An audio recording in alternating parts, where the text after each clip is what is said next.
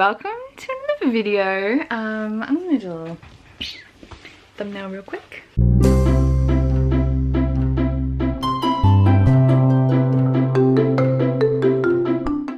So hi, welcome to my February wrap up. My name's Cara, you're watching Bianca Reads, and today we're doing my wrap up a little differently than normal. Normally I would talk you through pretty much every book I read in the order I read them. Sorry, just moving.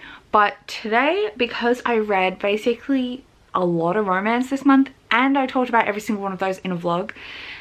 There's 3 up. You'll be able to see them on my channel. I'll try and remember to link them down below. You can go check out my detailed thoughts on all of them there. So instead what I'm going to do is talk about the 5 books that were not a romance that I read in the month of February, and then I'm going to rank all those romances from least favorite to favorite as best I can, because I'm very bad at ranking things, and that's going to give you an idea of like what I would really recommend over that whole period of me reading romances from that set. So we're going to first talk about the handful of things that were not a romance that I read. I think I'm going to lower you because I'm feeling kind of slumpy. I want to be like down here. And so you'll be able to see my opinions. I'm going to give you a detailed review of the 5 things that are not romances. Then we're going to do micro reviews and rank all the books that were romances, and then you can go check out detailed thoughts, which I gave for everything in those vlogs. So the 5 things that are not romances. Let's start off with, we're kind of reverse ranking these too, because it's just the order I've got them here. So 5-star, Words of Radiance by Brandon Sanderson. I only read part 2 in February, but I ranked it as a whole. I did finish part 1 in January. But it is one novel just split into 2 for the purposes of this like small format paperback. So I gave overall Words of Radiance 5 stars. I only gave Way of Kings 4 stars, so this was an improvement in the series overall. I think it just kind of ramped up. It didn't require the world development that was in the first one, which made its pace a little faster. There was a bit more going on, and some of the reveals were like, oh, wow, wow. So this just like was a better enjoyment factor for a book. I'm really excited to read Oathbringer, which we're April and I are buddy reading in the series. We're going to be reading Edge Dancer, which is a novella, in March, and then we'll be starting Oathbringer in April, reading it over April and May. So I'm very excited to continue with the series. Yeah, I'm excited. Next up, also a 5-star, was The Stolen Prince of Cloudburst by Jacqueline Moriarty, which is the 3rd Kingdoms and Empires book. This is a series of companion novels, all set in the same world but following slightly different combos of characters. A lot of them make recurrences though. And in this one we follow Esther, who goes to Catherine Valley boarding school, and she's the cousin of Bronte Meadowstone, who's the main character in book 1, the Extremely Inconvenient Adventures of Bronte Meadowstone. I think that's what it's called. I don't know if it tells me in here, or it's at the back. The Extremely Inconvenient Adventures of Bronte Meadowstone, yeah. And so Esther's her cousin, and she's at school, and they have a new teacher, and there was a rumor the teacher was going to be a troll, but then she arrived and she was just a normal teacher, and everyone loves her, but Esther, like, it feels like she loves her, but there's also all these weird occurrences going on where she's not getting the grades she was expecting. This is a big story of like manipulation and abuse, but told in a fun middle grade way. And in this world there's a lot of political stuff, but also a lot of fun. And it's not about the Stolen Prince of Cloudburst. He makes an appearance, but he's not a key focus of the story. It's more about Esther trying to protect her school from evil, but no one's quite sure what the evil is and where it's coming from, and everyone has different ideas, and a lot happens in this book, but like it was so good. You don't necessarily know where it's going from the start, but it was enjoyable the whole way. The narration is really fun in all of these books. They're all slightly different because all the kids are slightly different that we follow, but it's got a very like chatty kid style that just seems really authentic and fun. And it's hilarious to read. Like, Esther thinks of herself as a storyteller, and so she has these little interjections and ways of talking that is just so fun. And yeah, I loved this to pieces. Can't wait to read book 4. Totally recommend this series. I have the Australian covers, which feature art from Kelly Canby. I think the UK American covers come out, like this one just came out maybe, even though this has been out for like a year now in Australia, because Jacqueline Moriarty is an Australian author, and the American cover is done by Carl James Mountford. So, and internal illustrations too, I believe, because like I'm managing to land on no illustrations, but this is illustrated throughout. Here's one.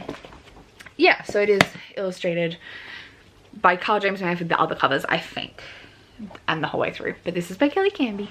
Another 5-star was Foxglove Summer by Ben Aranovich. I listened to this on audiobook. I feel so conflicted about this series because there's some things that I raise my eyebrows at, like it can be a little misogynistic. The main character is half Sierra Leonean, but I don't know how much experience the author has. Like, it feels like, I'm not a person to comment on it, but like, I don't know. But I feel like it's gotten better and better as it goes on, and the characters become more likable. The main character, Peter Grant, who is a constable in London, who works for a little exclusive force that deal with magical crime. And in this one, 2 girls go missing, and I think there might have been some magical foul play, and a lot happens in this book, but I had a good time reading it. Yeah, I listened to the audiobook, and it was just like a fun time. Obviously it's a mystery, like a detective novel, very much follows detective tropes, but then also has magic. It's just, I'm gonna keep going with this series because I have such a good time with it. I need to look it up a bit more, but I want some opinions from some Voices African reviewers. And yeah, the first couple I felt lent a bit more misogynistic than the later ones, but only subtly, and I couldn't tell whether it was intentionally done to reflect like misogyny within the police force in London, or whether it just wasn't handled well. I don't know. This was fun though. I had a really great time. 5 stars. I reread The Light Fantastic by Terry Pratchett with April. She was reading it for the first time. I was reading it for the second time. My bestie April from Aprilis Maximus. And this is the second Discworld novel. We're reading them 1 a month in publication order till we get bored or give up. I am rereading. I read the first 20 something, and I'm going back and rereading. I think in April I'm going to try and read the one I'm actually up to, which Paige and Mel and Erin, we're doing a kind of read along where we're all reading different books at different times. April and I are reading in publication order. They're reading in like sub-series order, and they're reading the City Watch sub-series, and I'm up to Jingo, which is a City Watch sub-series book, and I have it already. So I'm gonna read that when they read that, so I can like tick off the book I already have. And then I'm also gonna be reading rereading the in publication order book with April. So yeah, we have a little server going on Discord. If anyone wants to join, I can try and remember to leave a link down below, but I'm terribly bad at that. But if you want it, just let me know. I can get you a link for the Discord. And yeah, it's pretty chill. It's just, if you have any thoughts, chuck them in, and there's like criteria, like pages for each book, channels for each book. Yeah, I gave this 4 stars. It is a reread. I think I gave it 4 stars last time too. It is a little stronger than book 1 in my opinion. It just has a bit of a stronger plot, but the first 2 in this series are by far the worst. But we're going to be keeping on going, and it's only going to get better from here. And the final book that wasn't a romance that I read is The Bronze Beasts by Roshni Chokshi. This is the finale in the Gilded Wolves trilogy, and I feel so disappointed by this, but in a way where I like want to give it love and affection, because it's not a bad book. It's a beautiful series. This book, you could just tell the enthusiasm and love for the series in the author was gone, and even in the editorial team. Like, I feel like it was under edited. It could have had some tightening. This series is like a heist series in a historical alternate universe where there's magic tied to artifacts, but some people can like do magic within specific rules, and they're on a heist doing heist stuff, and like the first two books were stunning, but what was really the best about them was less the heist and more the character dynamics. And in this one I feel like the character dynamics just didn't hit the same. They just weren't as punchy, and it was like the love for that kind of had fallen from it. And then the biggest critique of the whole series is that the plot and action isn't always well described, and there's not a lot of exposition, and that's really forgivable when the character dynamics were so good. But this one kind of let down on the character dynamic front, so then it made those flaws in the writing more obvious. But this series got a really bad rap for being a rip-off of Six of Crows, despite it not being anything like Six of Crows. It just is also a heist novel.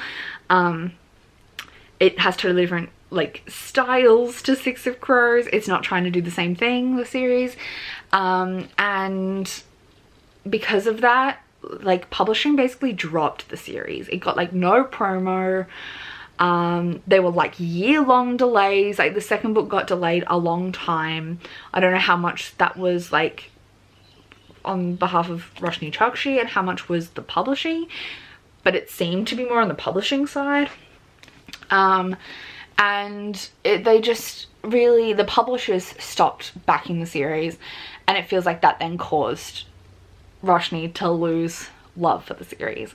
And it's just a shame, because it could have been so good, and like, it had all the makings to be good. It just needed the love in the character dynamics, like the enthusiasm for the character dynamics needed just that little bit more fire, and then a handful of moments that could have been tightened plot wise. If with a good editorial team, like, it could have been perfect. And it was a 3 stars from me. I want everybody to read this series because, like, I feel like it deserves the love, especially the first 2 books, but this third book was a little bit of a letdown for me. All right, now let's rank these romance books. I'm going to give you the briefest synopsis, thoughts on each of them, and I'll work my way up from worst to best. Kind of give you like the book and why I rated it that. You can check out more in my vlogs. So the bottom one was Electric Idol by Katie Robert. I gave this a 2-star, and mainly because the writing style did not work for me for some reason in this particular book. The other books in the series have been fine. This one flopped. Then we go to the 3 stars. The bottom of the 3-star stack for me is A Lesson in Thorns by Sierra Simone. This was window dressing for some orgies, and the orgies were good, but the window dressing was atrocious, so 3 stars.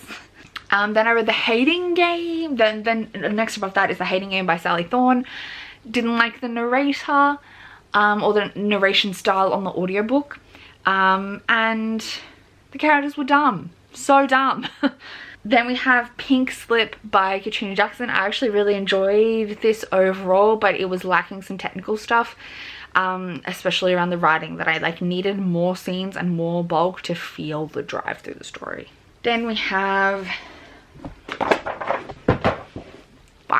next up is The Wisteria Society of Lady Scoundrels by India Holton. I think this isn't a romance, but it's been falsely marketed because it does say on it like historical romance.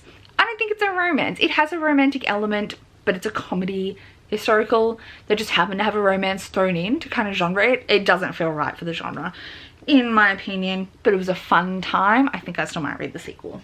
Then we had The Charm Offensive by Alison Cochran. This felt like it should have been a YA, but it was in an adult setting, but to the point that like the characters felt childish and the like barely there sex scenes felt sanitized.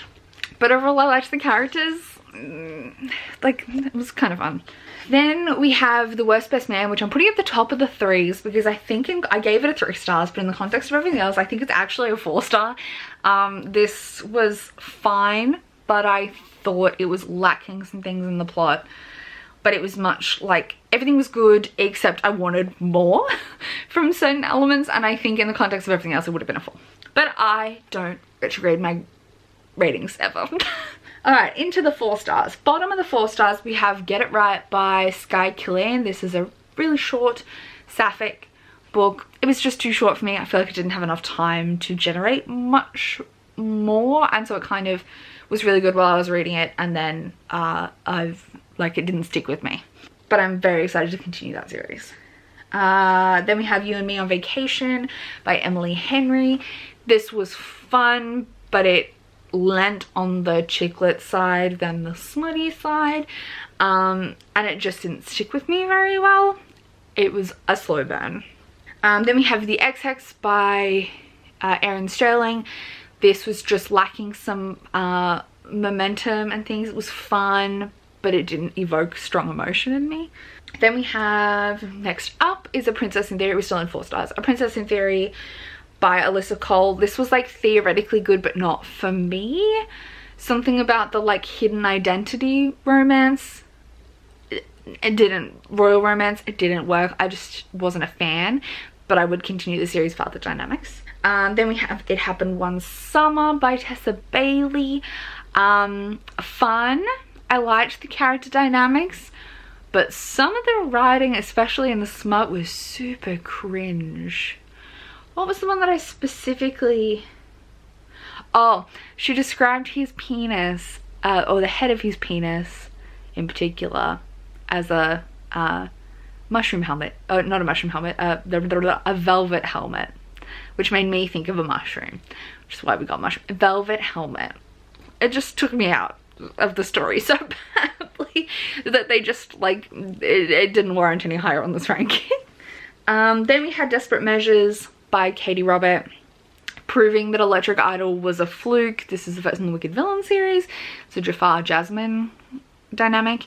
I didn't love the character premise, but it had some good discussions of consent, and overall the smut was really good, and the rest didn't, like, it was window dressing but not bad window dressing. Yes. Then we have Only When It's Us by Chloe Lee. Yes, this was really, really good. Very slow burn. It just didn't stick with me a whole lot, which is why it's kind of here in this middle ground. We're really in the middle ground. Then we have Work For It by Talia Hibbert. Again, enjoyed it while I was reading it. Hasn't, like, stood out. So it's in the middle ground. This is a male-male romance. Yeah, it was good. I enjoyed it. Then we have The Princess Trap, also by Talia Hibbert, which was just like a little bit better. Like, this is starting to get into, like, this could have almost been a 5 stars category. Princess Trap was really fun. I just think the ending was a little rushed. And Not My Type is the next one, which I do think was a little rushed and a little fast, but it just did so many good things that I didn't care. This is a disability romance. The main character is a wheelchair user. And it had some really important topics and discussions, like about toxic relationships and the long-term impacts of abuse and stuff, and it was just, it had so many good conversations. It was smutty in a, like, light kinky way, but it was too short. Like, that's the only flaw. Then we're up into the 5 stars. La la la. First up we have Damaged Goods by Talia Hibbert, which is adorable, but it is pretty short. It's the bottom of my 5 stars because it stuck with me, but it's so cute, but it is short. Then we have Meet Cute Club by Jack Harburn, which is a male-male romance as well. This one was so fun. I thought it was a really good development, really cute. Also had some good things to say about mental health and traumatic relationships and family dynamics, and it was just so good. Then we have The Roommate Risk by Talia Hibbert. This one just stuck with me. I don't know why. Loved the 2 main characters. Like, I don't know why this over any other Talia Hibbert, like, stuck with me as a 5 star, but it was amazing. It's a friends to lovers but they slept together once right at the start of their friendship, and then they made a pact that they wouldn't. She doesn't fuck friends, so they didn't do that anymore. Friends for a long time to lovers. It was just so good. I just loved all the characters and their dynamic, and there was like not a flaw in that book. Then we have Zenny, A Marriage of Inconvenience by Rebecca Weatherspoon. This is a sequel to Rave Buff Male Nanny, but it's like companion to the different people. Zenny makes an appearance in Rafe, and this was steamy, fun, marriage of convenience, but silly. And it was just so fun and wholesome. Like, it was so cute. They were just like there for each other from the start, even as it built. I loved this. Then we have Written in the Stars by Alexandria Belfer. This is a sapphic. I don't want to say enemies to lovers. It's like got off on the wrong foot to lovers. And it was really fun. I just wish it had an epilogue. So there's that. Then we have The Queer Principles of Kit Webb by Cat Sebastian, which is a male highway robbery romance historical, and this was just really fun in the context of like the plot was fun and the romance was fun.